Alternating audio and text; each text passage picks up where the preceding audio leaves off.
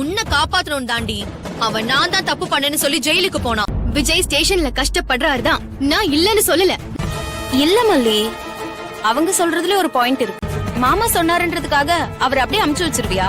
எப்படி வெண்பாவை இவகிட்ட விட்டுட்டு நிம்மதியா இருக்கீங்கன்னே புரியல. நான் சொல்றத சொல்லிட்டேன், அதுக்கு மேல உங்க இஷ்டம்.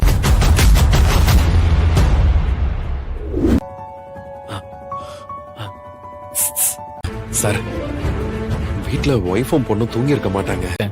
ஒழுங்கு மரியாதையா இருந்துக்கியா? ஏதாவது தப்பு தண்டா பண்ண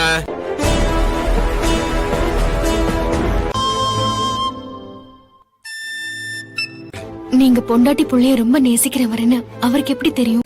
இதுக்குதான் நான் உள்ள இருக்கேன், நீங்க வெளியே இருங்கன்னு சொன்ன. வேற யாராவது அவ கூட இருந்தாங்களா? அந்த இடம் எப்படி இருந்துச்சு? அதுக்கப்புறம் அவரும் அந்த சுடரும் தான் பார்ட்னர் போல. ஆனா அவர் இப்படி ஒரு விஷயம் நடந்ததாவே சொல்லலையே. ஓகே மலிமா, உங்ககிட்ட ஒரு முக்கியமான விஷயத்தை பத்தி பேசணும், கொஞ்சம் உடனே வாங்க.